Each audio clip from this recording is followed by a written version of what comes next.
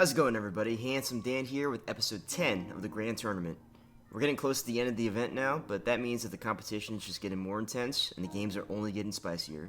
If you haven't seen the previous episodes, make sure you check out the full playlist in the description below.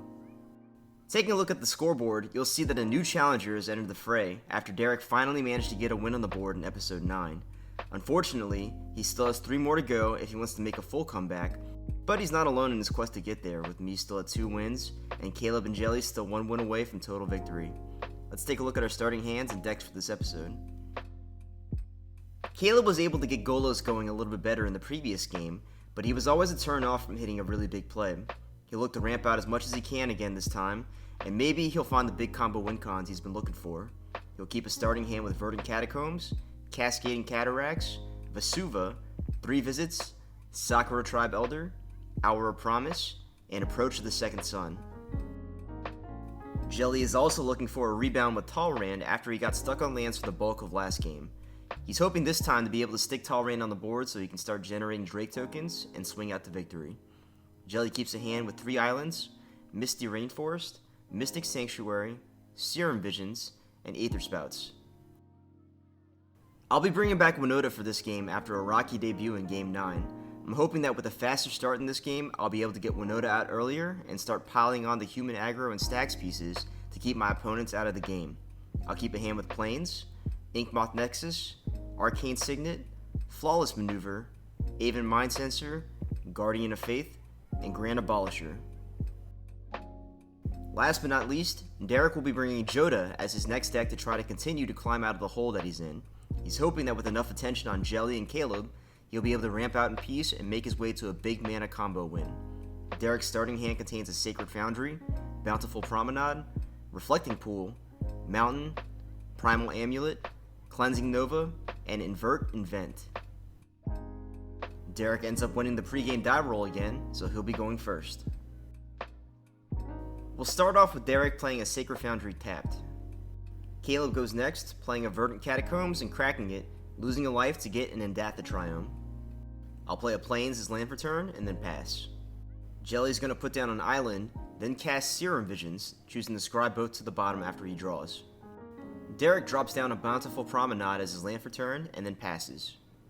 Caleb plays a Cascading Cataracts, then taps down to cast a Sakura Tribe Elder. I'll play an Inkmoth Nexus as my land for turn, then cast an Arcane Signet before passing. Jelly's going to play a Misty Rainforest, but he's not going to crack it yet. We're all still taking it slow, so Derek will play a Reflecting Pool and be done after that. At the end of his turn, Caleb will sack his Steve to go get a Swamp to the battlefield. Now on Caleb's turn, he'll play a 3 Visits, searching his library and getting a Ketria Triumph to the battlefield, then he'll play a Fetid Pool as his land for turn. I'll just be playing a Marsh Flats as land for turn, but since I don't have any non-humans out, I decide to pass instead of casting Winota. Jelly will also just be playing an island and then passing. We're back to Derek, who plays a forest as land for turn, and then goes to cast an Explosive Vegetation. However, Jelly decides to respond and cast a Narset's Reversal, bouncing the Explosive Vegetation and allowing Jelly to cast it instead. Caleb now goes to his turn and starts off by casting Golos. The ETB effect from Golos will let him 2 defer a land, but I respond by flashing in an Aven Mind Sensor. This will make it so that Caleb has to search the top 4 of his library instead of the whole thing. In response to the cast, Jelly will crack his Misty Rainforest and I'll follow suit, getting us an island and a Sacred Foundry respectively. Caleb then goes to search from Golos and ends up getting a Marsh Flats. He unfortunately has to play a Vesuva as his land for turn, which he has become a copy of Reflecting Pool instead. Now on my turn I'll play a Pillar Verge Pathway, then cast Winota now that I have a non-human on the board. I'll swing the Aven Mind Sensor at Caleb, but unfortunately I whiff on the Winota trigger. Jelly plays a Mystic Sanctuary as his land for turn, which allows him to put Serum Visions to the top of his library. We'll go now to Derek, who starts his turn off by casting a Cleansing Nova, choosing to destroy all creatures. This will kill Golos, but I respond by casting a Flawless Maneuver to get my creatures indestructible. Caleb is still locked out by the Aven Mind Sensor, so he takes a risk and decides to crack his Marsh Flats. He unfortunately whiffs in the top 4, so instead he plays a Chromatic Lantern, then taps to cast a Dread Presence. Seeing an opening, I decide to press the advantage on my turn before Caleb can catch back up. I play a Loyal Apprentice and then go to combat, making a hasty Thopter, and swing the Mind Sensor and Thopter at Caleb, with Winota and Loyal Apprentice going over to Jelly. I get 2 Winota triggers, which lets me drop an Angrass Marauders followed by a Thalia, Guardian of Thraven, which both swing at Caleb. Jelly announces he has a response here, and I reassure him that I'm trying to take Caleb down first.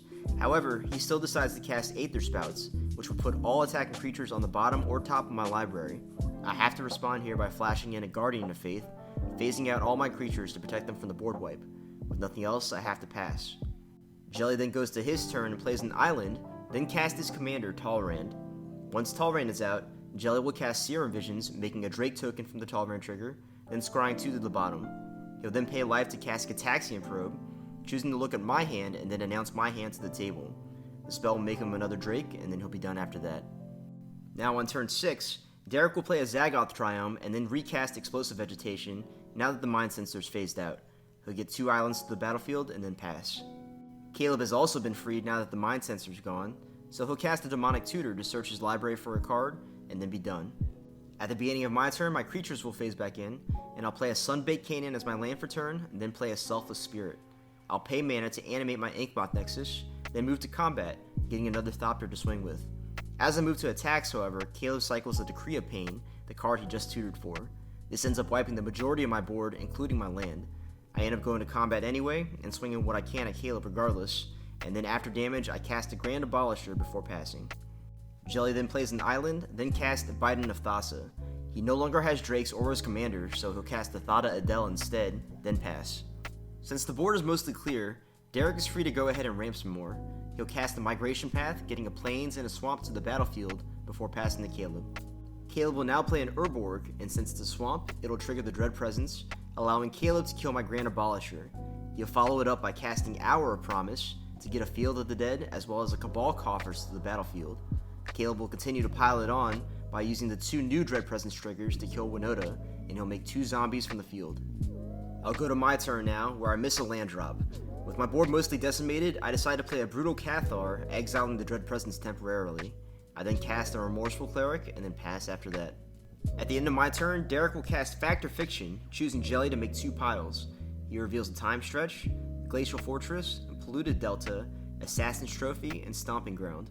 Jelly will put the Time Stretch by itself, and Derek chooses to pick the pile with more cards instead. Jelly will now go to his turn and play an island, then swing Thada Adel at Derek. He'll resolve Thada Adel's trigger first, searching Derek's library and pulling out a Sensei's Divining Top. He'll then draw a card from Biden of Thassa, then cast the top, followed by a Drawn from Dreams to look at the top 7 of his deck, and pick 2 to his hand. So far we've had some interaction in this game, but things don't seem to be progressing, so after playing a Glacial Fortress for turn, Derek will try to make a big play by casting a Myojin of Night's Reach. It's short-lived, however, as Jelly decides to cast a Remand to bounce it back to Derek's hand. Derek will discard down at the end of turn, and then pass. Caleb plays a Strip Mine as land for turn, getting a field trigger and then activating Cabal Coffers. He'll use the mana to cast Approach of the Second Sun, putting everyone on notice. He'll then cast Diabolic Revelation with X equaling 2, tutoring for 2 cards to his hand. Jelly will top in response, but will do nothing. Once he's done tutoring, Caleb will then cast Mutilate to wipe the board, and in response I'll sack my Remorseful Cleric to exile Caleb's graveyard. Once the board is wiped, Caleb's Dread Presence returns. I still can't find another land, and so on my turn I just cast a Signal Pest and have to pass after that. Jelly is also going to miss a land drop, but he'll decide to slow the game down now by casting a Back to Basics, preventing all non-basic lands from untapping. Derek fortunately has a decent number of basic lands, but he'll just be playing a Polluted Delta as land for turn, and then casting his commander, Jodah. He doesn't have anything else to do after that, so he'll pass. The Back to Basics hurt Caleb the most, as he's unable to cast the Approach of the Second Sun he just tutored for last turn. Instead, he'll have to play a Sunken Hollow as land for turn, getting a Field and Dread Presence trigger. He'll shoot Jelly with the Dread Presence, and then go to combat and swing at Jelly to send a message. I still can't find a land, and so I continue to pass and remain in spectator mode. At the end of my turn, Jelly will cast Capsize on the Dread Presence, paying for buyback. Derek will respond to this by casting an Assassin's Trophy on the Back to Basics to try to free himself for next turn. Jelly will activate the top first, then cast Misdirection to change the target of the trophy to Caleb's Field of the Dead. This gets Caleb a basic untapped, but he misses the Dread Presence trigger in the shuffle. Now on Jelly's turn, he'll play another island and then cast Capsize with buyback again, this time targeting Jodah. He'll then cast Treasure Cruise, and Derek realizes that Jelly doesn't really seem to have a plan here. Cast Treasure Cruise? What is it? What? What'd you say? You said you were, quote, not that boring. As you were back to basics and capsizing everything. Buying that game. Look, man, a man gotta survive at some point, alright? Let's see. We keep the remain. You're only becoming the villain you swore to destroy. Right. Oh, yeah, no. This game's gonna take 3 billion years. Yeah, no, it's gonna take 5 billion. At Jelly's end step, Derek will crack his polluted delta, choosing to get his steam vents in untapped.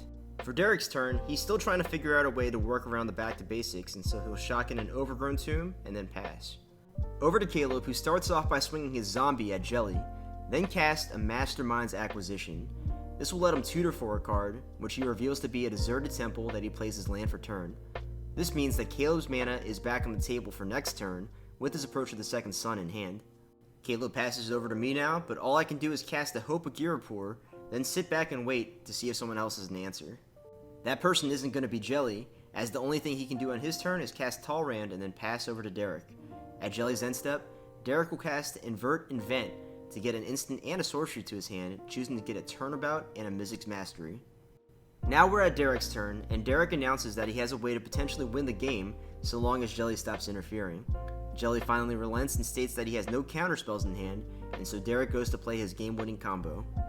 Derek will start off by tapping all of his untapped lands, floating mana, and then casting a Turnabout, choosing himself to untap all of his lands. He'll then retap all of his lands, floating mana to cast Mizzix Mastery for its overload cost, allowing him to copy all of the instants and sorceries in his graveyard for free.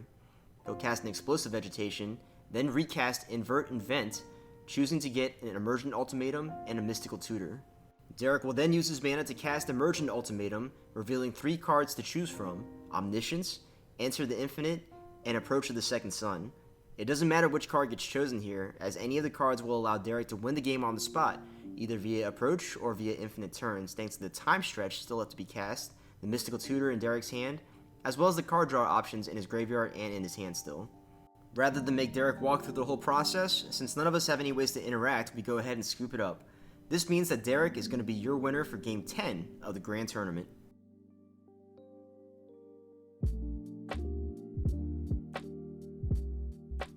This game was a bit of a nail-biter that took a sharp 180 halfway through the game. Once any threat of Winota was cleared off the table, Derek was able to just sit back and accumulate resources until he had the necessary tools to combo off and win the game. Fortunately for Derek, the ramp that he hit this game got him all basic lands, which shaved his skin because of the back to basics. Had he not had enough mana on that last turn, Caleb would have walked away with the win with no one else able to do anything about his board. Winota got off to a much better start this game, as I was able to hold Caleb in check with the Aven Mind Sensor, and I was a turn away from really starting to snowball out of control. Unfortunately, the entire table wasn't having any of it, as my board was decimated after 3 board wipes. After missing land drops for the entire second half of the game, I was basically a non-factor. Fortunately, another game remains, and so I'll look to rebound next time. Caleb and Golos are slowly doing better, as he was a turn off from winning this game, as he had enough mana to untap his Cabal coffers, and generate enough mana to cast Approach of the Second Sun for the second time if it got back to his turn. The back to basics prevented him from winning the game on the spot, but there was no pressure on him in the interim, and he was almost able to claw through for a win. The game ended up being an arms race between him and Derek, and fortunately Derek's turn order kept all of our tournament lives going. As for Jelly, once again he was never able to put all the pieces together. This time he had all the card draw options and a couple of removal pieces, but no real way to advance his board state again, and chose instead just to be disruptive. The back to basics was a lifesaver at the time, but Jelly wasn't able to capitalize on the advantage he had by being the deck with the most basics. It may be back to the drawing board now for Jelly, who has lost 6 total games with Talrand. The point of discussion for this game comes from a heated argument that Jelly and I had after the game, as Jelly revealed afterwards that he had very few options throughout the game to do anything. His decision to Aether Spouts me and remand Derek's Myojin were only to buy himself more time to start slowly developing his own board state. However, this had the adverse effect of allowing Caleb the time to assemble his combo pieces and potentially walk away with the whole tournament. We were fortunately saved by Derek in the end, but the question to be asked is this: when faced with a losing situation with the option of hitting the reset button for a second chance, is it better to take that second chance, or is it better to continue playing to your own outs no matter how unlikely they may be? My stance was that Jelly should have worked with Derek and I to take down Caleb, then try for a better, faster hand in the next game, but Jelly believed that the correct line was to continue playing for himself. Let us know who you agree with in the comments below, or if you disagree with both of us. We'll take a look now at the scoreboard, where suddenly we have 2 sets of ties. Derek and I are both now tied at 2 games apiece, with Jelly and Caleb both still looking for that elusive 4th win. Can Derek run it all the way back after being so far behind? If you want to find out, make sure to like and subscribe to get notified when the next episode's out. That's going to be it for this time, so thanks again to everyone for watching, and stay tuned for the next one.